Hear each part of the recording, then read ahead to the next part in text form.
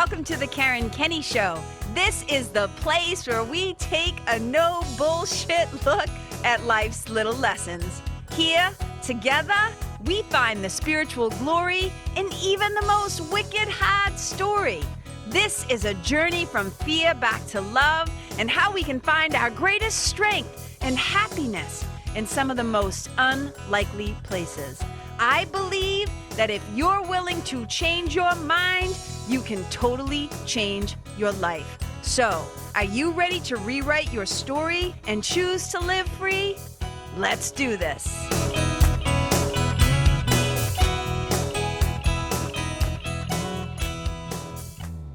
Hey, you guys, welcome to the Kenney Show. I am really excited to talk about this subject because it's one of my favorites. Here's the thing. So those of you who know me, you know I am a spiritual mentor, which means I love to talk about all things divine. I love to talk about the beloved source, God, higher power, the universe, Jesus. I don't care what you call it, but here's what I do know. I do know that the G word causes a little discomfort for a lot of people. So we're going to dive into this a little bit. And here's the thing. This is what today's sucker is going to be called. Here's the title. Don't let them ruin God for you.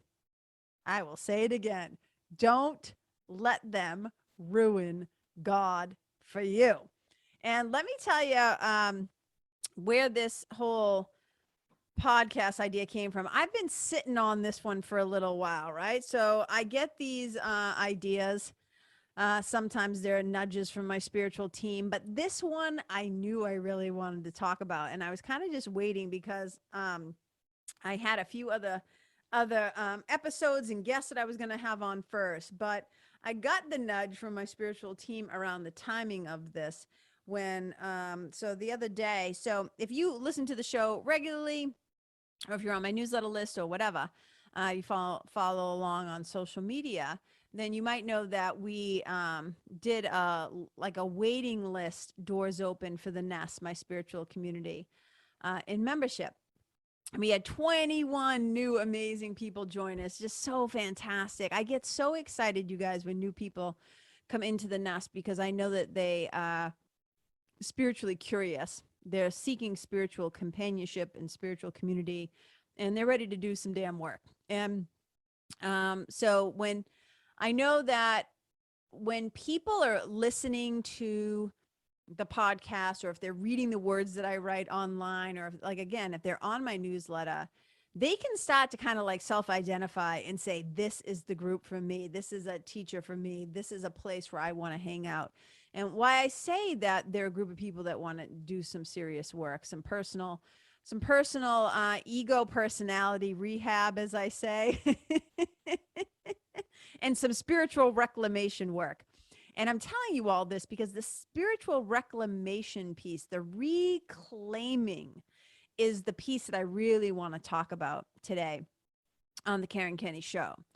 And one of the things that comes up, so whenever there's a new group of people that come into the Nest, we have a welcome call, an orientation call, and then we usually have like a Q&A call after that with the whole group. And there's a continuous thread that I have seen, not only in the Nest, but in all my years of being a certified spiritual mentor, and even before that as a yoga teacher who really led very spiritually kind of informed and influenced and inspired classes.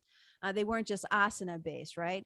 So the one thing that I hear people say to me all the time, or bring up questions about, or make comments about, is this idea of how they no longer really feel connected, quote unquote, like to the word God or to God itself. People will say everything from, I haven't prayed in like 10 years to, I'm a recovering Catholic. I hear that all the time, which always hurts my heart a little bit when I think about how much damage people feel they have been through because of the church, et cetera, et cetera. And one of the things I've always tried to remind people is I kind of say it like this. I say, don't throw out baby Jesus with the bathwater, which is my way of saying, don't let them. And them can be numerous people. Them can be your parents cramming religion down your throat. Them can be if you used to belong to a religious community or a church or something that you went to, or maybe you were a kid like me who went to CCD classes. You know, I was raised Catholic as well. Um, or it could be a situation with a priest. I got a story for that. But what I'm saying is, so often when we're younger, we end up getting a sour taste. People end up getting a sour taste in their mouths because of the way that the adults in their lives or the leaders in their lives or the people with power in their lives, whether you were literally born into a family that was into in a cult situation or some type of like hyper religious revival, whatever, experience. I just know for a lot of kids, once they become of age and they start to have agency and autonomy and authority in their own life, a lot of people will let go of the words or the familiar things of their childhood kind of oppression. But they don't then stay curious enough to find a replacement for it. So we see people feeling disconnected, alone, a little untethered, a little lost, a little not sure what they believe, or they go 180 degrees and they're like, I'm atheist, I don't believe in anything. And so one of the things that always, like I say, oh, my heart gets a little little contraction when I hear how the concept of quote unquote God, right? The G word, the divine, it gets soured for people. It gets ruined for them. It leaves a bad taste in their mouth. It makes them, like sometimes you say the word and I can just, if I'm in public, right? Or if I'm doing, if I'm speaking, sometimes when you say that word, you can just feel how that word, right? And I often say, like, when did God become a dirty word? Right? When did God, like the literal spelling of that word and the speech of that word, it's so amazing to me the power that word seems to have in the collective consciousness of human beings, and how some people really like you can just tell their whole face goes like, oh no, right? Like they're just not comfy at all. But usually it's not because they have personally had a negative experience with God itself, the God of their own understanding, the divine source, universe, again, don't care what you call it. It's usually because of the way that word has been forced upon them or used as a weapon against them or made to feel guilty or shameful or sinful or whatever. And circling back to the spiritual reclamation piece, I'm going to tell you a little bit of a story. I write about this in my book, my memoir that I'm working on. So I'm not going to I'm not going to tell a wicked long story. I'll give you a Cliff Notes version of it, right? Just to kind of to tell you my own spiritual reclamation story. Catholic kids will totally be able to relate to this whole thing. But for those of you who don't know, as a Catholic kid, growing up, we have like the 7 sacraments. We have all these things. So first of all, you're born, then your parents decide if you're going to go get, your baptism. You get, you get the holy water on your head and the whole thing, and you choose God, you choose Jesus, whatever. And then they're doing all of this for you, P.S., because you're a baby. Most of us get baptized when we're children. I have heard of adults later who convert to Catholicism, they get dunked or whatever later. But I'm just saying, as a baby, not our choice. So we kind of get born into the experience. Then you make your first communion, right? Then you have your confirmation, and on and on and on and on, right? And then you get married in a church and all that shit happens later on. So, but one of the things that happens is you also have to make your penance. You have to go to confession, which is what you'll sometimes see in movies. Like if you ever watched a movie, like you might be a kid who grew up, like my sweetie grew up with like no religion, right? But if you grew up in a church, in a Catholic church, or you've been to one, or you've seen like, if you've seen movies and stuff with that take place, in churches, then you have seen the little confession booths like off to the side of the church, right? So these like little, like the Boondock Saints. If you ever watch the Boondock Saints, one of my favorite movies, it is a little violent, but it's still a really great movie. If you kind of watch that movie, you'll see, right? So you go into a church, these little boxes off to the side. Sometimes they have curtains, sometimes they have doors. And basically a priest sits on one side, you sit on the other side. And you go into the box, like you're sitting in the dark. It's already so bizarre. Like when you talk about it out loud, like it just always makes me laugh. So you kind of go in all like Secret Squirrel. There's like this little sliding divider thing, right? So the priest is on one side, and then there's like this little window of almost like hard lattice, like lace, right? So you can't always see each other through, not well anyways. And you're kind of sitting in the dark, which already makes you feel guilty and dirty and sinful, right? Like, why do I gotta sneak into a box and confess my quote unquote sins? But anyway, so you go in there and all of a sudden it's like, shh, like this spy shit, right? And the priest, is like now listening. And they're not usually facing you, like they sit to the sides. It's like this profile shot, right? And they got their ear attuned to what you're saying. And you got to start off by saying something like, "Forgive me, Father, for I have sinned." And here's the other thing. Why is it always like some old dude, usually an old white dude that you got to confess to, right? It's not like women in the box, because women aren't allowed to be priests, right? So you get some old dude like, "Oh God," right? And you're sitting there and it's like, "Forgive me, Father, for I have sinned." And then you have to say something like, "It's been this amount of time, 3 months, 4, whatever, since my last confession." And then you got to kind of dole out what you did wrong. And then, they basically make you say this thing called the act of contrition. Now, this part is important to the story. I'm getting there, but I'm just laying it out for the uninitiated, right? Then you say your act of contrition, which is like a little prayer thing, where you're basically asking for forgiveness. And then the priest, "How you doing, Father Patrick?" Right? He like basically, gives you that penance, and on behalf of God as the authority, as the middleman, he basically like forgives you. And then he gives you your punishment and tells you to go to the front of the church and say this many Hail Marys, blah, blah, blah. All right. So that's kind of the process. So the last time I ever went to confession, it was shortly after my mother had been killed. I no doubt was still in a state of like shock, little PTSD, completely overwhelmed by life. My auntie Shirley like drops us off at the church. We get a little money to put in the little box. And here's the one thing I will say: people often, I'm taking a little sidebar. People will often make the assumption, they'll be like, "Oh, so you're a recovering Catholic too? Like, oh, like you gave up the church too? Like, oh, you get," and it's not so much that like I don't feel that strongly about it in terms of where I've never called myself a recovering Catholic, but I just don't really go to church anymore because my church resides within my own heart. We'll get to that in a second, but it's not like I stand there, because here's the thing. I've known some, well, I haven't personally known, like I don't know priests that personally I've heard have molested kids or whatever. Not priests I've personally known. Not saying they didn't exist in Lawrence, Mass or whatever, Boston, but I just didn't know them. I didn't know, I've never had a friend come forward and tell me that they personally was molested by a priest.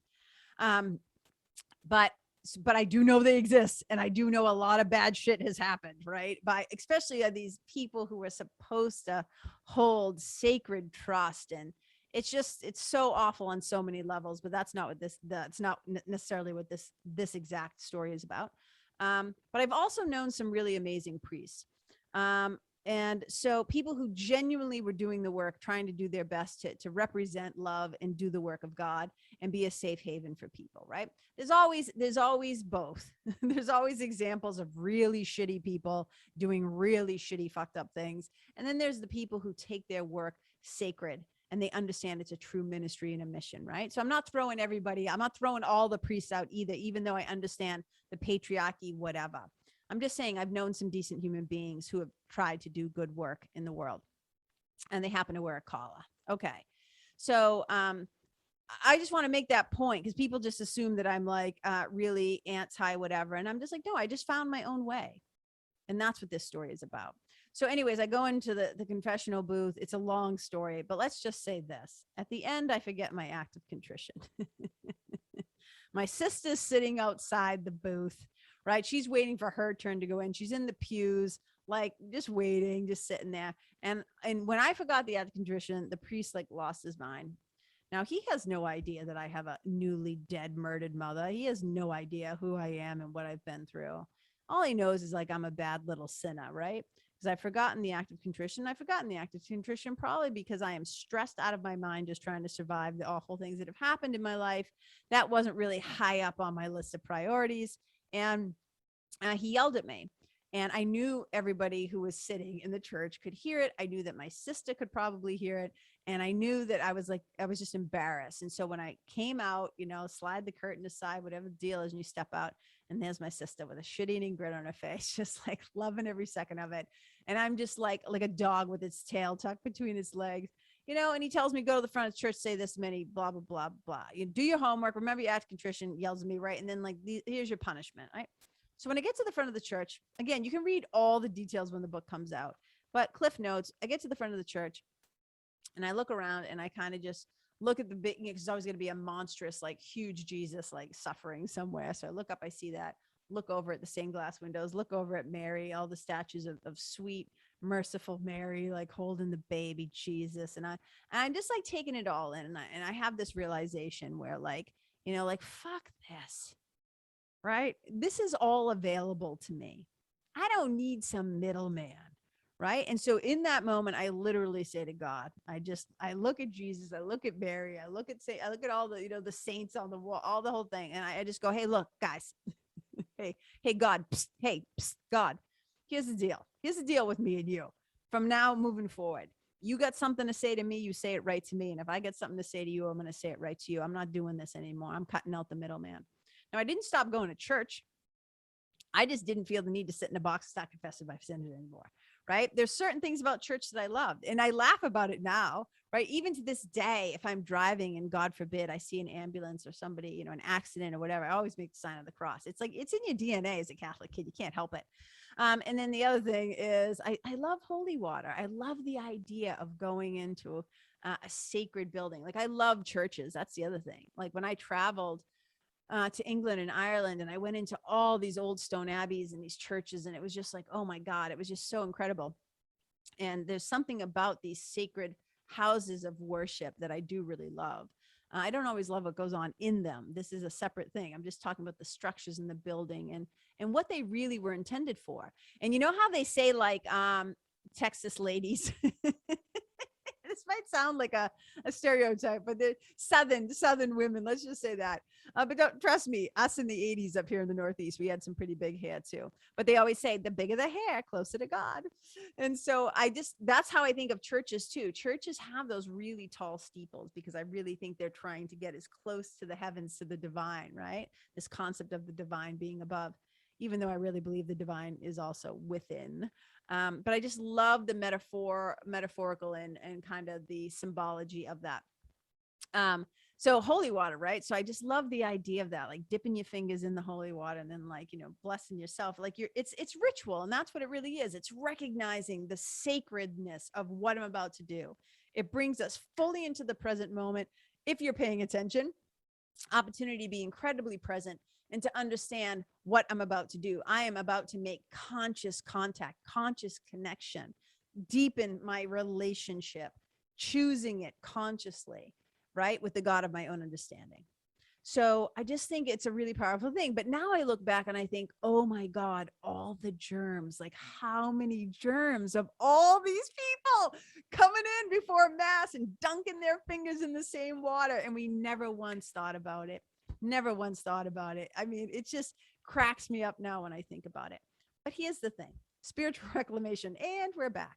So I decided that I wasn't going to let this guy, this priest, ruin God for me. I wasn't going to let my shame, my embarrassment, feeling like a dirty old sinner, like so guilty. I was so bad, right? And I was just like, no, that doesn't feel right for me. And that's what started my spiritual quest of really starting to develop my own personal relationship with the divine. And that's what I really want to pass on to you guys and invite you into your own curiosity of what might the beloved, what might the divine, what might source, what might, the perfect oneness really look like for you and feel like for you. And what would that experience be? like no matter whatever the experience was for you as a kid, maybe no religion, maybe some bad stuff like, the church, blah, blah, blah. Maybe you never felt welcome by your community because you were LGBTQIA or something, whatever the thing is. This is like my invitation to you to consider. I'm not saying this is right for everybody. PS, by the way. But for those of you who have been feeling disconnected, for those of you who've been feeling like you want to have a richer or deeper spiritual life, or you just want to begin a spiritual life, or you're just curious about what it could look like to have a relationship with the divine. And it's one of the things that comes up a lot in the nest. And that's why I was telling you about it in the beginning. It's like we'll get this influx of new people. And then all of a sudden we'll start to, see these questions emerge on the Q&A or the posts in the group, when really in the nest, what we're doing is, we're talking about we're talking about a lot of things in the nest, right? Healing and spiritual, community and spiritual connection and spiritual tools and resources, and like how to navigate this whole human being experience, like using these spiritual perspectives, right? From different traditions and stuff like that. But here's what I'm trying to say. One of the things that often comes up is somebody will say that they kind of got turned off of God. And that always like hurts me. And I always say to them, I don't care what you call it, call it your higher power. It's kind of like what they say, in AA. There's a great quote in, I want to say it's the Daily Reader or something like that. And I found this the other day when I was doing some research for my book, actually. And it was a quote about like kind of grappling with, can I have a relationship with something that I can't quite fully name or understand? Right. And I always want to say to people, yes, this isn't about coming into it. Like faith is something that grows. Faith is something that unfolds through personal experience. It doesn't come from somebody else telling you what to think and somebody else telling you what to believe and somebody else telling you how it is. This is about, I think, the longing and the desire in our own hearts to go home, to feel a true connection to something that really loves us. And, I've known people who said, well, I don't really necessarily believe in God. Like there's an individual God who like knows my name and has my address and all that. But I do believe in the divine. I do believe in the sacred. I'm like, good, great, good enough. Like, I just am like, start somewhere, because I think that it can be, sometimes a really difficult road. It's already so hard being human. It's already so hard to be here in the human classroom, in the human experience, right? It's like one big experiment. It's already so hard to be here when we don't feel like we have any internal stabilizers or things to rest on. And again, I'm not saying that the word God will even resonate with you. Some people will say goddess. Some people will say the one. Some people will say nature. Like, again, I have no attachment to what you call it. I always say it like this: insert your happy word here. But what I don't want to be stripped away from you, what I don't want to be taken from you or ruined for you or soured for you or make you feel ill or uncomfortable, is this idea that there is like the divine around us and within us. Because we all, I believe, have a divine spark within our hearts. And I think so much of this human experience, what we really are seeking is the experience of God. And I know that I think of it like, whenever we hear a particular piece of music or a song, or we read something, those of us who are writers and love words, we read something, or we see a piece of art, or we see a baby, be born, or we see a little kid giggle, or we see a dog with his head out the window. Like for me, every time I see a dog with his head out the window, just like wind in its fur, and he's just so happy, and he's in his full moment, he's in his glory. I think, there's God. Whenever somebody shows tenderness and kindness and compassion and generosity, I think, there's God, So it's like what I'm trying to say to you, and that might not be the same vision for you. Some people are going to be a lot more rigid and strict, and they're like, Jesus is God. This is the only way, or it's Allah, but whatever your belief system is. And that's fine. But what I'm just inviting people to is into the experience of if you used to have a connection and it got ruined by something awful or just too much or people telling you whatever, I just want to invite you back into the fold of thinking about it. And that's one of my favorite things. Like I always say, this deep spiritual work that we do, and spirituality is different than religion. Religion is all dogma, right? Religion is very dogmatic. For me, I always say, I'm not a theologian scholar, right? I don't have a doctorate from friggin' Harvard Divinity School. But what I do has is a deep, deep, deep love of the divine. And one of my greatest joys is helping people to reconnect consciously to source. I believe we are an idea in the mind of God. And I don't think we can ever be separated from our source. Course in Miracles also tells us this, right? But I do believe we can feel that way. I do believe we can feel alone. We can feel disconnected. And I think so often when people, like I said, when they hear a piece of music or they hear what they're really having in that moment where they're like, oh, or they start to weep, or they have a lot of joy or a lot of happiness. To me, what it is the memory of God's love. It is the memory of the divine. And I think we get like spiritual amnesia. We get spiritually like shut down. And this is an invitation to come back home to it. Because I just take a look around the world right now and I just think like, man, this is kind of a shit show. And wouldn't it just be amazing if more people started coming home to the truth of themselves, that they are an extension of that divine love that divine spark that's in their hearts. Like, what if we ignited that within everybody? Maybe we could stop trying to like hustle around the world and have leaders and corporations and all these things, right? Trying to do stuff out of greed and gluttony. And maybe we start to do things out of goodness and out of generosity. We actually start to live from a place of love, which I think is what the divine is really all about. To me, when I think about God, like, it's not like some old guy like in a white robe. Although sometimes it's really helpful for people to envision it that way because it personifies it in a way where it feels tangible. I'm not saying you should or shouldn't do that. I'm just saying it gets to be whatever it needs to be for you. Your relationship with the divine. I can't tell you what it is, what it should be, how it should look. But I often talk about it like this. Ralph Waldo Emerson has a beautiful quote. You've probably heard me say it on the show before, where he says, God enters by a private door into every individual. And I always say my job as a spiritual mentor is to let you know that there's a door and then maybe kind of show you the path to the door and say, here's the door. But I can't make you open the door. I can't make you step through the door. I can't make you want to go through it. I cannot imbue you with the curiosity, the desire, right? That passion to know yourself in a new way, to know the divine, right? The beloved, God, source. Again, insert your happy word here, whatever it is.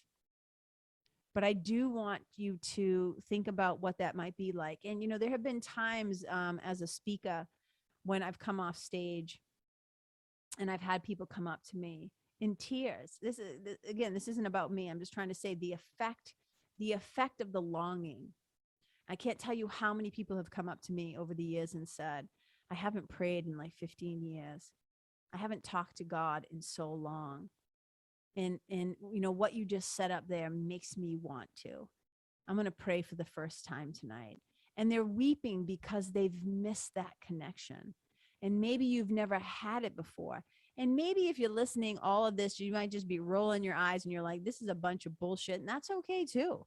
None of this is, I am never telling you what to think. This is always an invitation for you to think for yourself and to ask yourself, what do I believe? What do I want? Do I want some sort of a connection? Do I want the mundane to feel more divine? Like, do I want to? And that's really the work of the nest too, is taking the spiritual life and weaving it into and recognizing that our whole life is our spiritual life. But to actually have these moments throughout the day where we're remembering to bring it into our own awareness, that we're not just like little fucking zombie robots, like just going through life and checking the boxes and doing the things, that we live in a very present way. And spirituality can be incredibly practical. You know, part of the nest, I always say, is like to help people to, it saves them time, energy, and suffering. Because when you have spiritual tools in your spiritual toolkit, man, it just makes navigating things here like so much easier.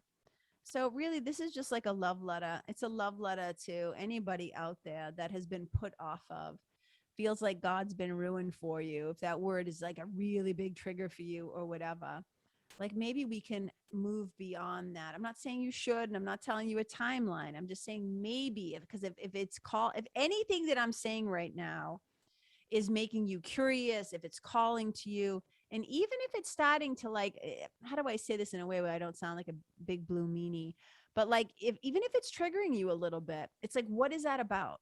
What's the meaning? Because here's the biggest thing. Here's the biggest thing about the God word, the G word, that I found for people. You know, it triggers them because of the meaning that they're assigning to the word, the context, the meaning that they're assigning. And I always think it's only like a little 3-letter word, but man, does it pack a punch for a lot of people in both ways, right? And so what I'm saying is, what's the meaning that I've assigned to this thing? And usually it's some old story. It's some old story of experiences that are attached to that word, of things that were done to them in the name of God, right? When I think about that family, it's so fascinating to me. Human beings, man. You know, that group of people, I can't think of their names, and I really don't want to give them any airtime, but that hateful group of people that will show up at like, you know, big funerals and stuff like that with their signs like God hates whatever, and then they fill in the blank of whatever particular thing they happen to hate, right? And I'm always like, you should be wicked suspicious if your God all of a sudden hates all the same people you do. But I always just think like, human beings have basically bastardized, corrupted, hoard out that word, God, for their own means, for their own purposes of manipulation, for their way of obtaining their own power. And I'm just like, you can't go around telling people what they have to think and have to believe. And please stop being God's spokesperson on that level.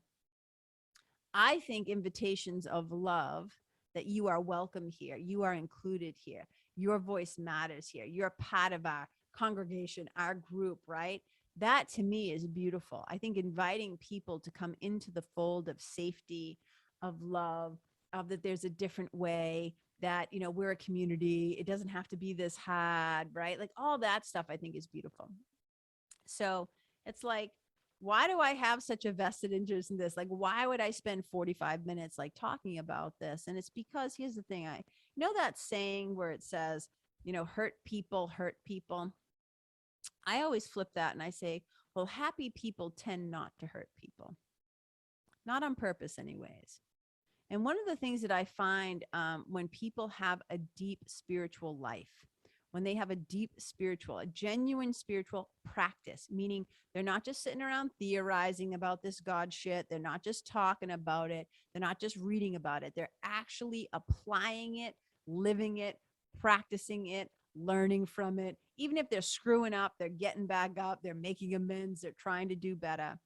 People who really tend to try, and I'm not talking about the conspiracy, like the conspiracy kind of like wackos that go like way whatever, right? And that might not have sounded nice, but I'm just saying, I'm not talking about people who use God in a manipulative or mean or whatever way. I'm talking about the people who really put in the time to become more loving, kind, generous, empathetic, right? Which is what it's all supposed to be about. Let's say that again.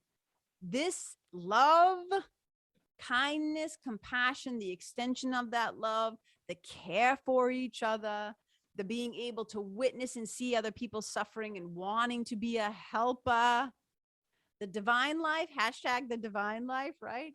It's not about forcing God down anybody's throat or trying to make people believe this or kicking people out of the church or doing you're not welcome. I don't know. I'm always amazed at the way that humans will try to just use even the most beautiful things and turn it into something like a weapon. You know, don't let them use God as a weapon against you, right? That's all bullshit. That's very human, flawed thinking and behaviors. So again, I don't really have much to say. It was just something like beyond what I've said. It's just that this is something that's been on my heart and mind, is that I feel like sometimes, you know, you can just energetically, mentally, spiritually feel like, you know, you're wandering in the desert. And, you know, Swami Kripalu, who is one of my great spiritual teachers, I'm a Kripalu yoga teacher. I've been a Kripalu yoga teacher for over 20 years. And Swami Kripalu, the word Kripalu literally just means compassion. And he used to say, Swami Kripalu is such a lover of God, such a lover of the divine. And he would say something like, I'm paraphrasing, but he would say something about that he said, we are all lakes of love, but somehow we still find ourselves so thirsty. And that's what I think about sometimes, is we are out sometimes in the spiritual desert, not even realizing that there's like a lemonade stand right there. And we can get something to drink, right? We can get some water, we can get a little beverage refreshment to quench our thirst, a little spiritual beverage, you know what I'm saying? Because I just don't want that for people. And I know, especially too in the arena that I'm in the, you know, as a creative, as a writer, of course, yes, I think of writing as a deeply spiritual act. But even in the entrepreneurial space, right, as a solopreneur, as somebody who's had a business for over 20 years, call it the coaching. Now I kind of moved out of having a physical brick and mortar space, right? I had a yoga studio for 10 years. And became a spiritual mentor, and now I have like multiple ways that I'm helping, you know, with storytelling and spirituality. And and one of the things I can say that in the coaching and entrepreneurial world is that if you're going to start a business and you don't get your spiritual life right, if you don't get your spiritual mind right, if you don't get your spiritual heart in alignment, good luck with that. Good luck with running a business. You can have all the positive mindset, affirmations, whatever you want, but it's like you can't, there's not enough strategy in the world that makes up for people who feel spiritually lost.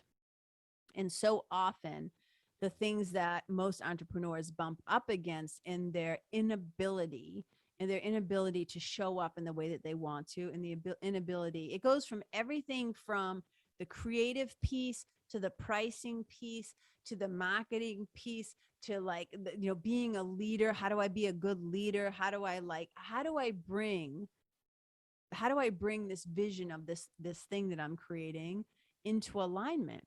Because if it's not, and if the stuff of the soul is not helped, then your clients, yourself, you, whatever, it's really hard to take positive, successful action when there's not a lot of alignment going on. And so I'm always inviting my entrepreneurial friends like to do the spiritual work, to do the personal ego, personality rehab work in the spiritual reclamation, because that goes a wicked far long way. Because like I was saying, if somebody does not have self-love, if somebody has not done the work of using spiritual tools like meditation and prayer and contemplation and silence and being able to sit with themselves and being able to write and revise the stories and attach better meaning and do all the work, do all that work, good luck running something successful. So it's just an invitation for anybody who's listening right now. Maybe you've been putting it off. You know, maybe you've listened to one of my shows and then left and then like came back. But I'm telling you, if any of this is resonating with you, then it might be time for you to just get clear and say like, hey, yeah, how do I want to start developing or creating or cultivating, either discovering for the first time or maybe deepening your relationship with God, with source, with the universe, with the oneness, with whatever you call it. Maybe you don't have a name for it yet, but you're curious about it. And I just say, like, we all have that divine spark within us, every single one of us. And, the work that we do can stoke that fire, can stoke that flame. So, you guys, don't let them ruin God for you. Please, if you're a kid who looks back, or if you're somebody who's ever mumbled the word recovering Catholic or whatever, you can reclaim that deeply personal and private relationship to yourself. You can become the church within that you worship. I always say to people, my church, I go to church all the time.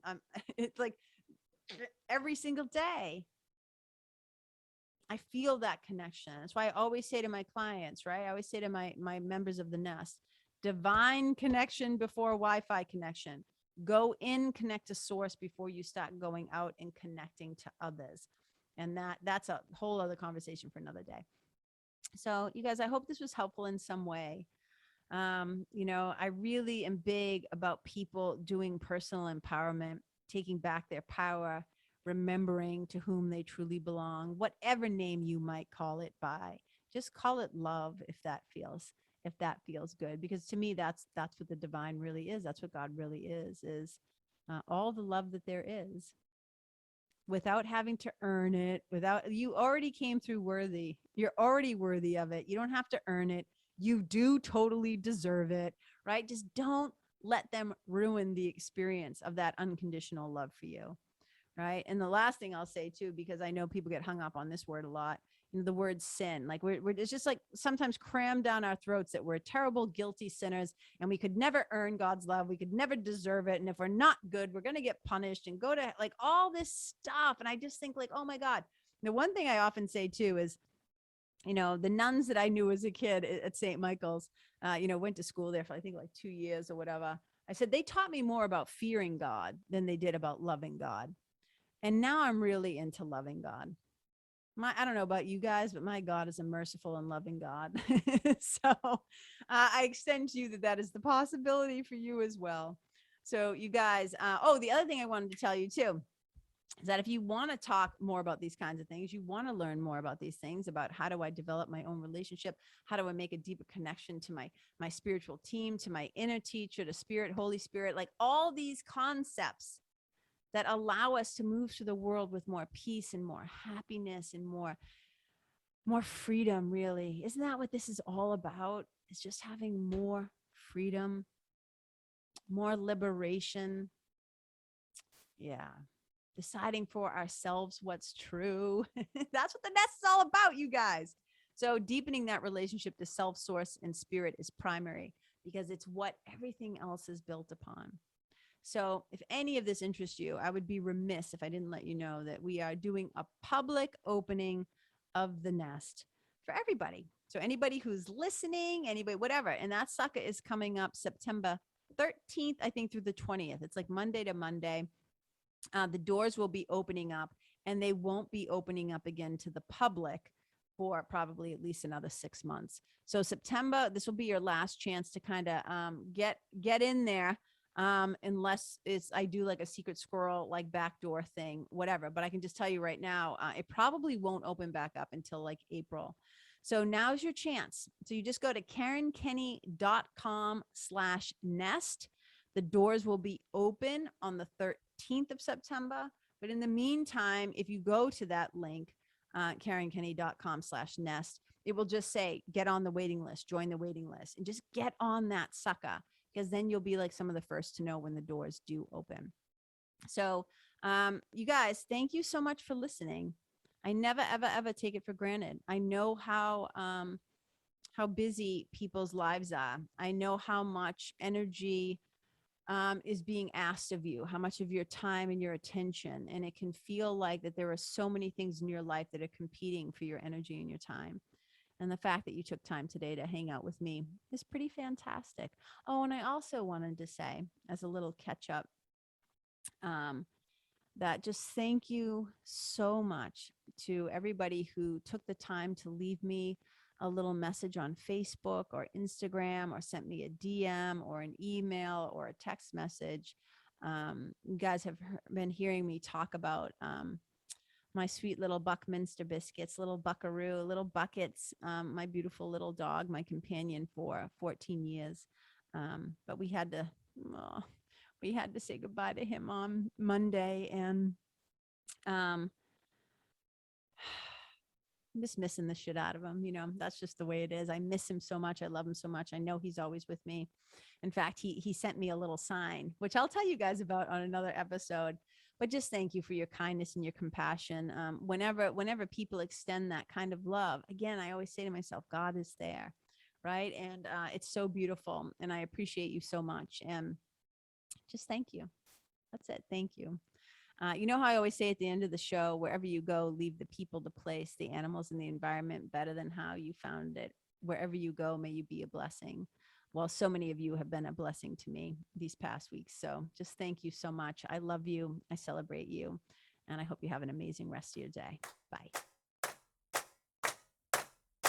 Hey, you guys, thank you so much for tuning in to this episode of the Karen Kenney Show.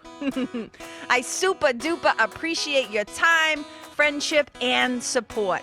And look, if something that I shared from my heart today somehow landed in yours, I'd love to hear about it.